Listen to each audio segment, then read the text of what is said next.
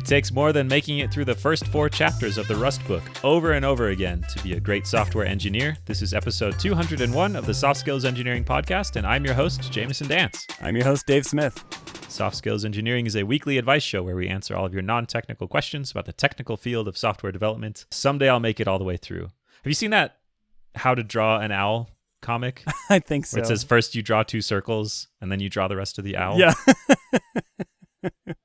The Rust book is great, but I still feel sometimes like it's like, here's how a string exists, and then here's how the borrow checker works together with these several different types of pointers, and I don't know. Rust is great. Someday I'll learn it. I was going to make a joke about how you must be feeling rusty, but that would imply that you ever knew Rust in the first place. Yeah.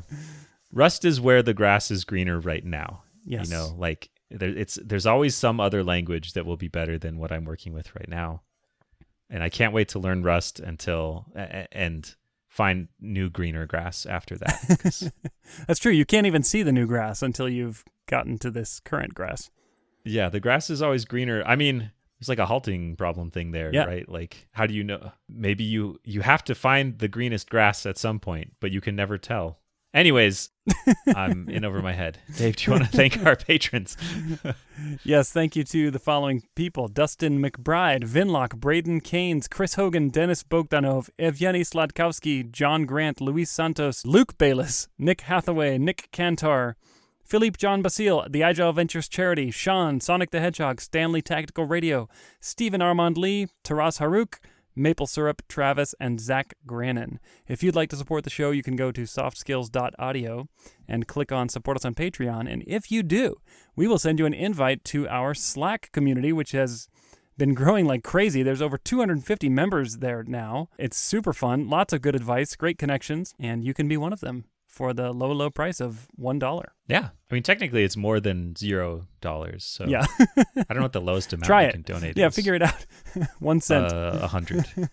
Yeah, it's great. I love hanging out in there. I learn stuff. I grow physically. I just get stronger. I thought you were taller last time I saw you. Yep. We also want to thank Vettery for sponsoring this podcast. Vettery is an online marketplace where you can find your next great job.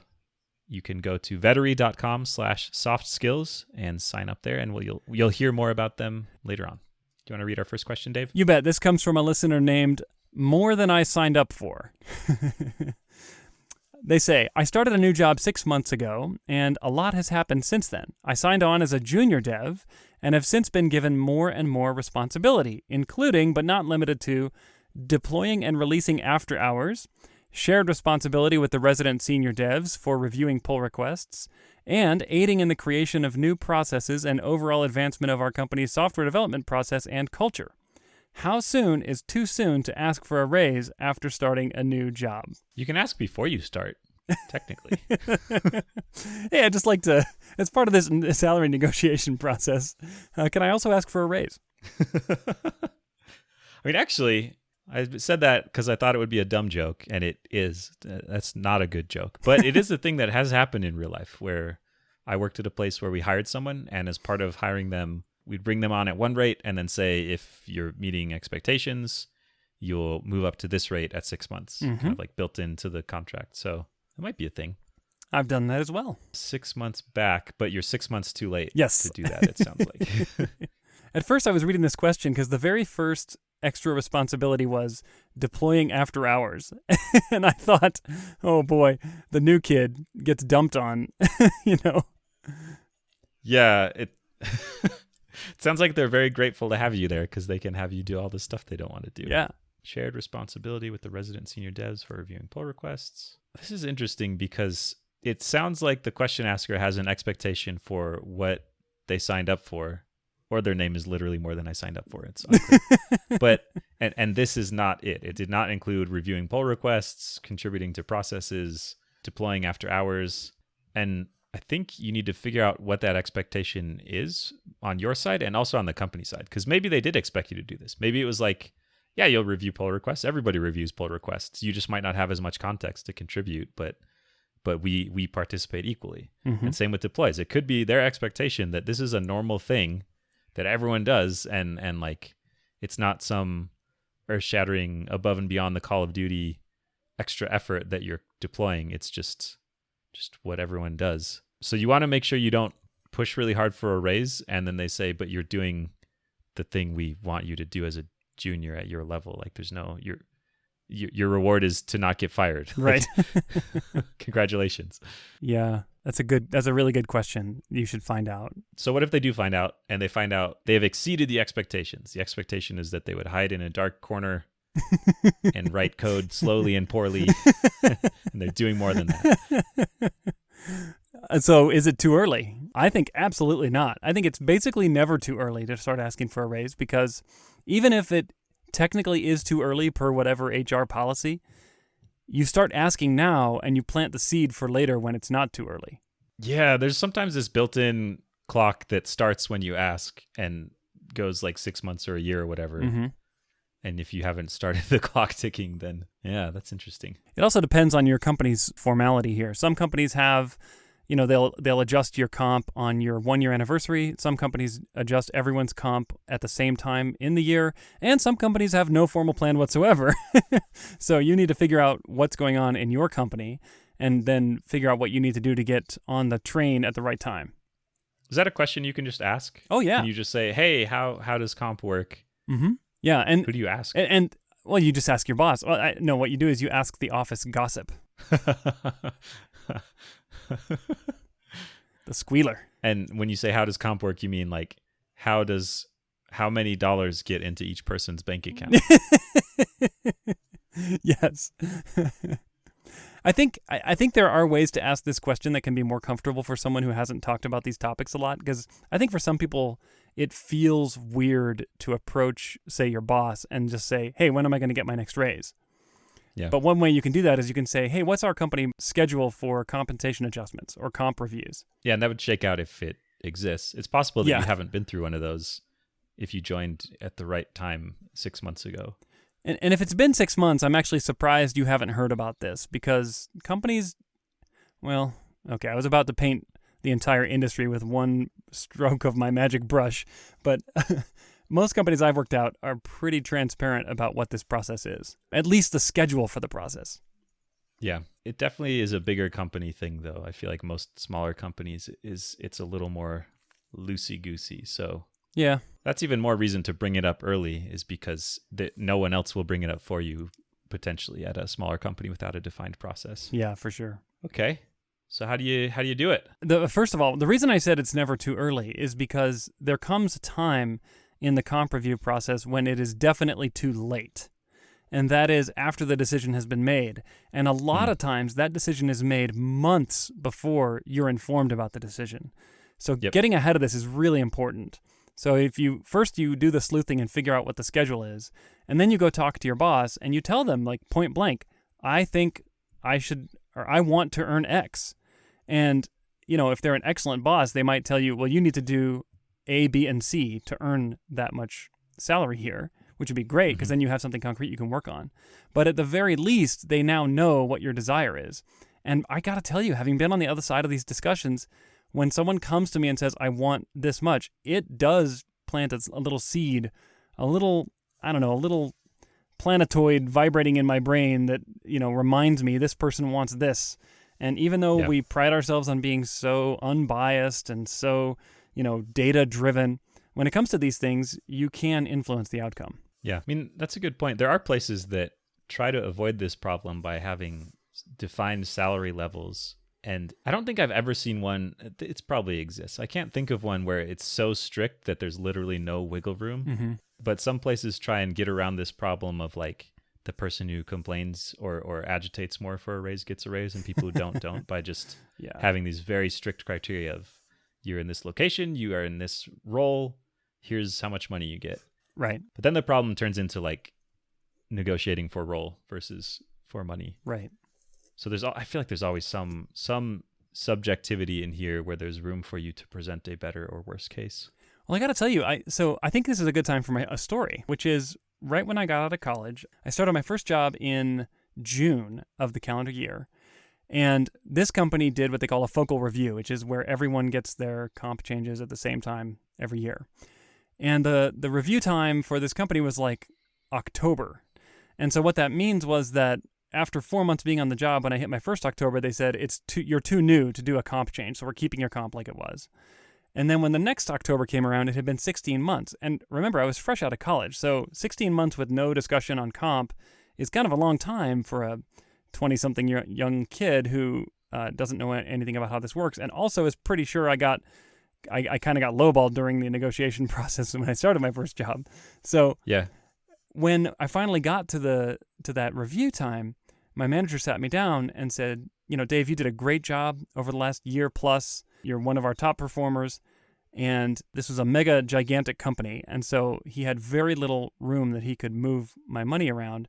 And he said, look, the average raise for the office was 3%. But because you did such a stellar job, you got 3.5%.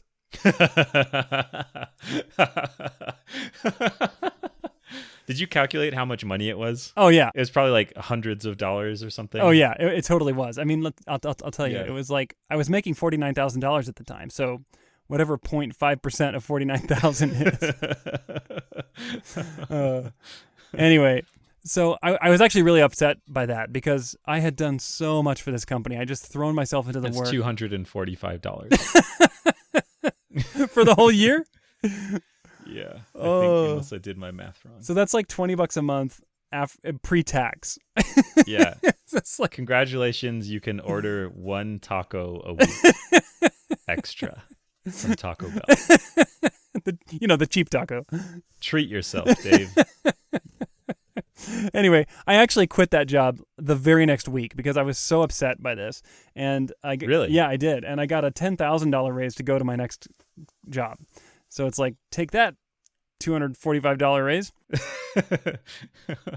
Did you tell them that was why? I was such a dumb, hot-headed, young whippersnapper that I probably was super unclear in anything that I said to them. Yeah. But anyway, the point is, I failed to talk to my manager in specific detail until after he was sitting across the table from me delivering the bad news. Yeah. And that literally was like 2 months too late at that point. Yeah. That's a really good story. I don't think you've told that one before. Oh, really? Yeah. Well, there you go. So earlier the better. That's the point. Yes. Is there a downside to asking too early? I mean, if you become a nuisance and ask every week for 6 weeks in a row or something, then maybe. I think another downside could be if you are perceived as kind of out of line, if your perception of your performance is way off from what they think deserves a raise, Yeah. then not only are you, maybe you're doing fine before or not bad enough to cause a problem. Maybe they're avoiding giving feedback or something, but now they have this other little thing that's not only is their performance just fine at best, they also have a very wrong understanding of their performance. But you see, I think that could work well for you anyway, because what that'll do is it'll force a conversation because the manager will realize how out of alignment you are on how well you're doing. Hopefully. I think a good manager would. True. There's also a possibility that it just gets lost in the bureaucratic shuffle of like, sorry, hands are tied, no money to give, we just can't make it work. And then it's unclear why to you. Mm-hmm. Do you think someone would get retaliated against for asking for a raise? Well, there's a lot of bad managers in the world, so somewhere someone has probably been retaliated against. Yeah, that just seems so icky, though. It feels like, yeah, I don't know. That's get out, I guess, if that's yeah. what happens. Yeah, okay. So I think our advice to this person is basically the sooner the better. Yep. And make sure you understand what it takes to deserve it. Yes. But asking can shake that out too. And I like how you said, make sure you understand what it takes to deserve it. And you can ask that question to say, look, I'm not just asking for more money's sake. I want to know what you want to see me do to earn this much. Yeah. And make them get concrete. And this, by the way, is hard for managers to do. Yep. Putting a dollar amount on specific behavior is difficult for them, especially when they're operating within the constraints of an HR-imposed, raise policy. Yeah. But I do have a tip for what you can say to try to encourage your manager to actually give you the raise. Hit me. You say, look, I want this raise, I want this much. And then you say, look, when I am your boss, I will remember this day.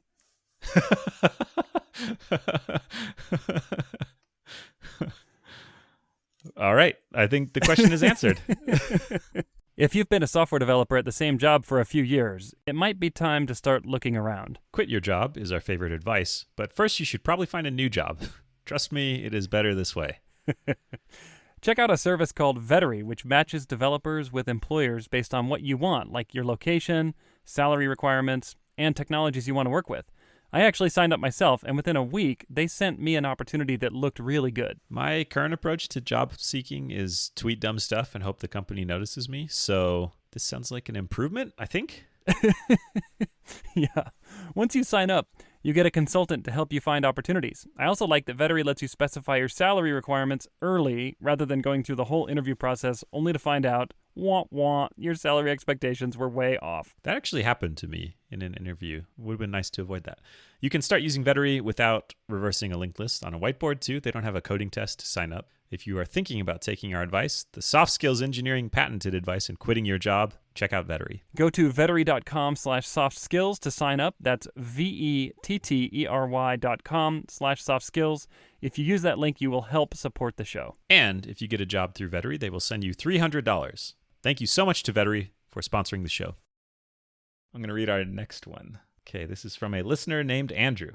Andrew asks, as a military veteran of 8 years, I have the opportunity to enroll in a master's program for little to no cost, but I'm not sure what kind of program to choose. I'm a web developer and also serve as my team's Agile Owner, kind of like a Scrum Master, which I really enjoy.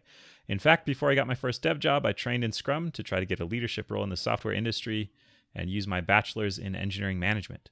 It seems logical to continue in that vein and to choose an engineering management master's program, but I enjoy being a direct contributor and applying my Agile training without any real responsibility as a manager would have. I sometimes think I should go for a master's in computer science and double down as a technical knowledge worker, but I fear I'd be in way over my head since I don't have a traditional computer science background. On the other side, part of me thinks I should get an MBA like some of my friends from college to hedge my bets for climbing the corporate ladder in the future.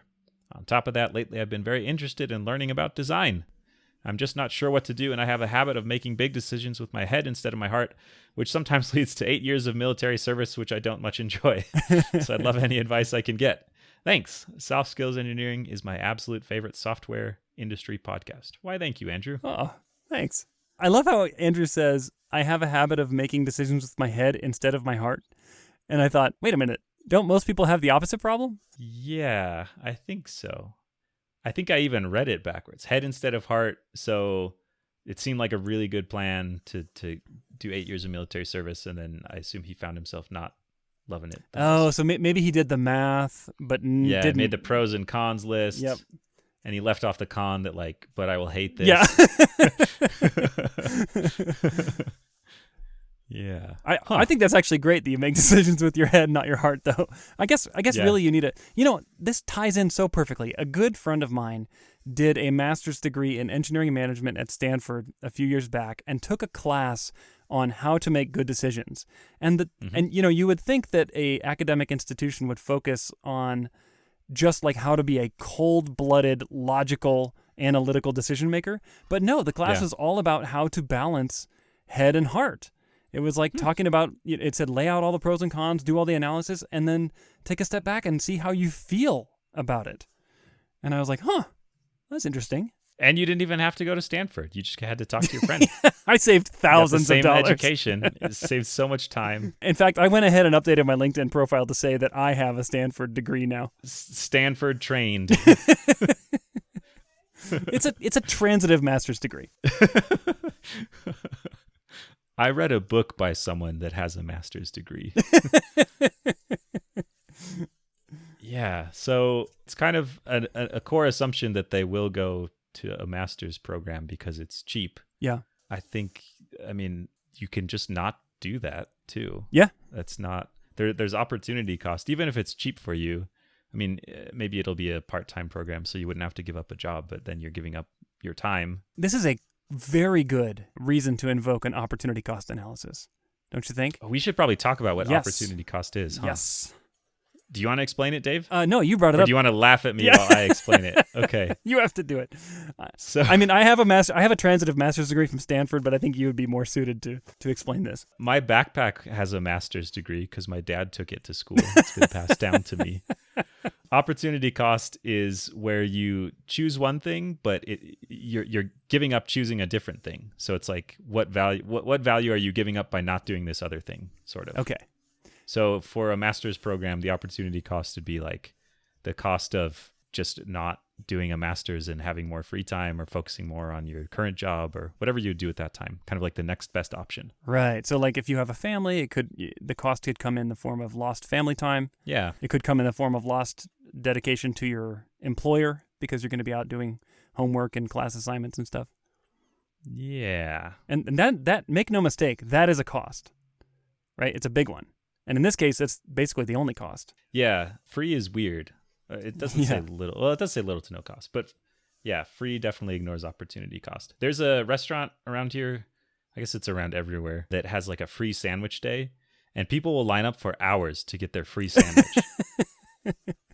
And you could not pay me enough money to sit in line for a sandwich that was free. It's like a classic opportunity cost. These people have they're like, well, I mean, I was just going to sit at home and play Xbox, so. Yeah. But it's even worse than that, because presumably you're less happy. It's like, yeah, the true. value of my time is less than 0.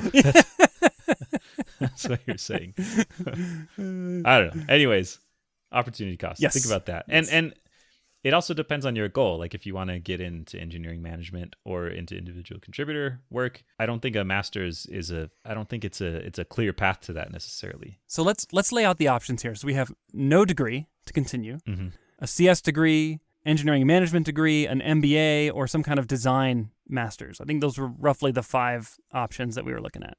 I would like to include going back in time and not getting your original degree as well. Yeah. That's a 6th option, removing the degree you currently have. As boring as it sounds, I kind of want to march down each one of these options and talk about the pros and cons.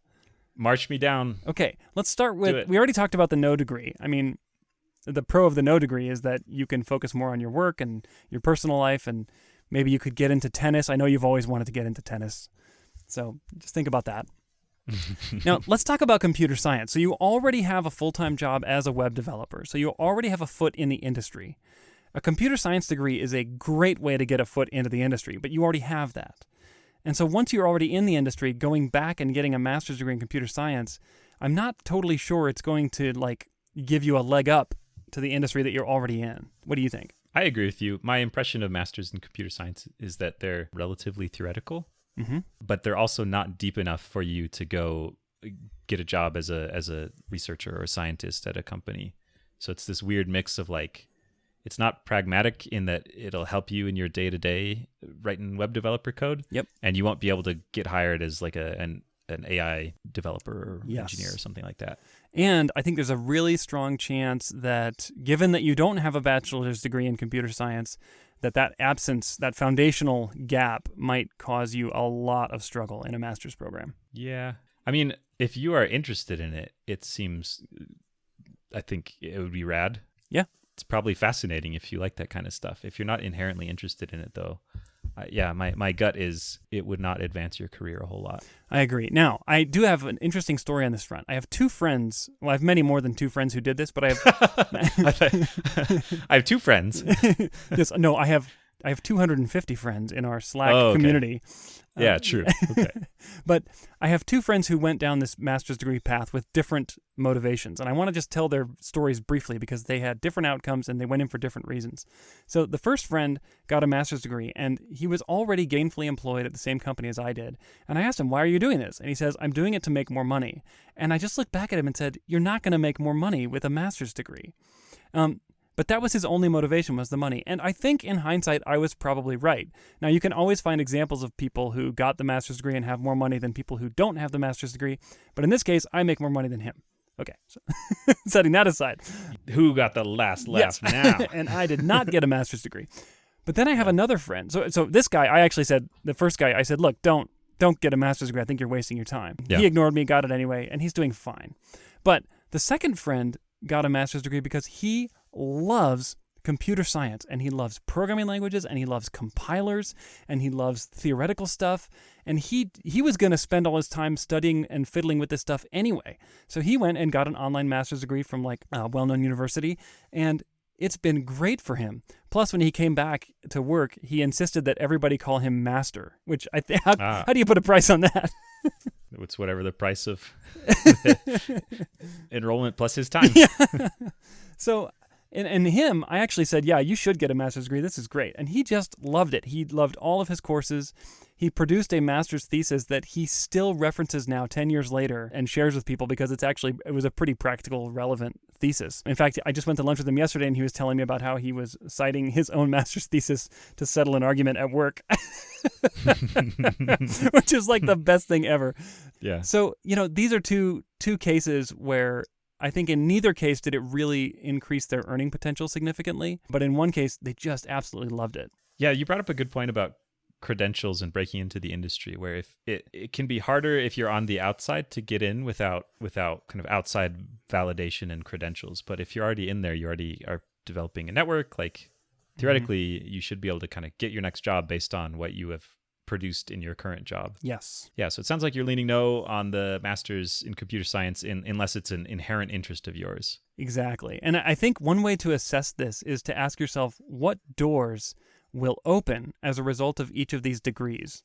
And in the case of the CS degree, I don't think any new doors will open for you. Yeah. I mean, maybe if there's just an area you're really interested in diving deep in, but to be just kind of a general developer who is better at their job than they were, I feel like a master's is not necessarily going to do that. So I think we agree. Cool. MBA. Hit me with the MBA. Oh, so the MBA is a totally different ballgame because now we're talking about doors will open that would have been basically close to you. And I have seen so many examples of people who went back and got an MBA and then like doubled or tripled their salary and got to work in positions that never would have been open to them beforehand. This is especially true for engineers transitioning into leadership, like serious leadership, executive level leadership within medium to large companies. So, I mean, if that's what you want to do, I think an MBA would be a fantastic option. Yeah. I feel like there's I'm stopping the march down through the options. What was the other one? I already forgot. We have engineering management and then something design related. Oh, yeah. I didn't even know there was an engineering management degree until this question. So that's how much I have to contribute there. Well, that in and of itself is a data point. The fact that you haven't encountered this in your, 10 years of professional experience, that says something. Yeah. I think there's this underlying desire I'm reading into this question to get better, but they're torn between, do I get better at engineering management or do I get better as an individual contributor? And they're looking at it through this lens of which degree should I get? Right. And I feel like that's the wrong, I mean, I don't know, I'm biased, whatever. But I feel like a degree isn't this magic piece of paper that will make you better at the job. Like if you want to be a better engineering manager, I think being a really strong engineer is an important component of that, because it's hard to be an engineering manager without the kind of technical baseline.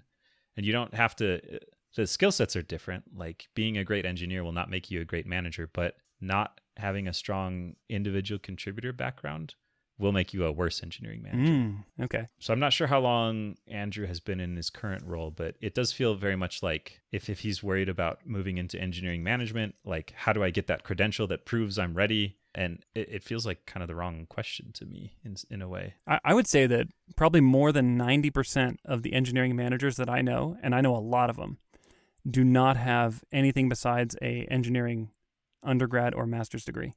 And they do not have an MBA. Same. And even at my current company, which is very, very large, you have to go pretty high up the kind of executive hierarchy to find where you can't get there without some kind of advanced degree. I mean, I guess if that's what you're going for, then sure. But what's my point? My point is the caffeine has run out of my brain, so it's shutting down. I can hear little pieces going like, boo! The little windows shut down music. Little lights are going out in my head. I think there's like this underlying skepticism, or what's another word for it? That word was in one of those lights that turned off. It's like this like big boss man with his fancy piece of paper wants to come and tell us, the real practitioners, what to do. And I feel like that's kind of a bad way this could work out if you think I will get this degree and then I'll be able to manage engineers, where you don't have the clout, the cred to back it up. Yeah, it's like I don't think I would care if my manager had a piece of paper or not. I would care if they seemed competent or not. Yeah, and you can get that from a master's program, but there's almost part of me that would think like this is to cover up the fact that they don't they don't know what they're talking about. Oh yeah, so you're saying that it might actually make people skeptical of your abilities. I think it could. I mean, I have this like inner cynic, contrarian, like grumpy part of my brain, and I think it would influence me to look negatively on things that I would not have looked negatively on if I didn't know that about the person. It's like that like suits versus, I don't know what the other thing is. Suits overalls? versus overalls are the things you wear when you're not wearing suits. That's true. But there's I don't know, there's like this negative view of MBA graduates of these like corporate drones that just kind of are good at networking and theory and are kind of clueless about how the real world works. And yeah, I think what I'm hearing you say is that you're concerned that getting an MBA might actually close the door on engineering leadership, or at least narrow the door for you a little bit, because you'll have to overcome the skepticism of your line level, purely technical folks. Yeah, I mean, I feel like it would be different if you were getting an MBA as an experienced engineer and experienced manager. But if you were trying to break into engineering management and you were saying, "Hey, I have an MBA, like that's why I'm qualified to do this," I feel like that would look negative. Yeah, I think you're right. But if you're going after MBA things like executive level leadership for the business, then I think an MBA could be a leg up. Don't MBAs make PowerPoints? Isn't your job to be an analyst and work 100 hours a week, like shuffling slides around? And Probably. I don't know anything about MBAs. You know, I've seen product managers go get an MBA, and it's been really valuable for them. I actually work with somebody that has Maybe an that's MBA, an option. and I should talk to them about it. Yeah, maybe you should have done that before we recorded this show. Before I maligned their 2 years of their life they spent learning. Listen, I read Harvard Business Review. I don't need an MBA. It's the same. Another option to consider here is to just wait. Say, look, I'm going to spend the next 2 years focusing on developing my technical skills on the job, and then reassess where I am. I'm assuming that this military benefit will not expire in just 2 years. Yeah, I know nothing. I don't know. I think that's a good plan, though. It does feel like, it feels like more real world experience might answer that question too. And if the goal is to get into engineering management, like you can just do that. You don't need a degree in it. Yep. Well, we answered the question. Oh, almost. There is one more very important factor for you to consider. What? Okay, and that is the machine learning, data science, applied science field, which is a field that, for whatever reason, right now is dominated by people with advanced degrees. It almost seems like a completely required checkbox to get into these, to get into this field.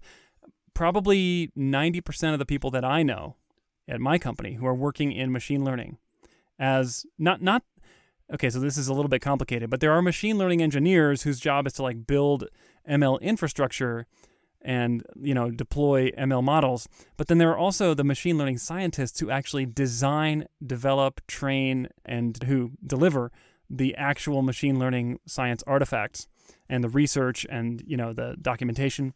And almost all of these people have PhDs, probably 90%, maybe 80%, but a lot. And so that's something to consider as well, as if you want to go into that field, which is a burgeoning field right now and just a fantastic way to have a great technical career, is to get into that field. But if you do that, you'll need a PhD in one of the hard sciences. So that is another option you should probably consider. A very challenging option, but it could be one that opens a ton of interesting doors that right now are closed to you. I read a tweet that said it's hard to get in because everyone is thinking those same things. That's my contribution to that. Like the advisors who specialize in that are kind of like full up at a lot of places. What do you mean full up? So it's hard to get into the degree program. Yeah. Like if you want to study machine learning or AI or get a PhD in it, you have to have an advisor that'll work with you. And there are a lot of other people interested in that same thing. Oh, interesting. It's almost like there's this new pent up demand and a short supply of training resources. Man, what a bummer. Don't even try. It's going to be hard. That's what I'm saying. Yeah. Yeah, your point makes sense to me. I do not work closely with machine learning or AI folks. I think you know that more directly. But from just my far off vantage point, it seems like that as well. Yeah. Not saying you can't do it, but that certainly is a good way in. It's like a water slide into it. So, I think my final answer is, if I'm in your shoes, I would not go and get a master's degree right now. I would give my current employment situation a couple of years of just committed personal development in my craft. And during that time, not only will you be improving your own technical skills, but you'll also be rubbing shoulders with more people with different backgrounds, and you can start to get exposed to some of the outcomes from these various educational pathways that they followed. Yeah. I think out of all of these, it feels like an MBA is the one that would most make a difference in your career, where I don't think a master's in CS would move your career much. I don't think a master's in engineering management would move your career much. I think you could probably do mostly the same work at the same places as a manager or as an individual contributor. But I think you're right that an MBA is like the biggest addition to your current skill set and credentials. Yeah, that makes sense. But I agree that it feels like a thing to add after, not kind of how to start out. Yeah. Have we answered it? I think so. Good luck. All right. Good luck. What can people do if they want their own questions answered? Go to softskills.audio and click Ask a Question. Thank you so much to everyone who has done that. We get so many questions. We love all of them. You are the lifeblood of the show. Keep them coming. I have no more words. I was being serious about the caffeine in my brain. All right. We'll catch you next week.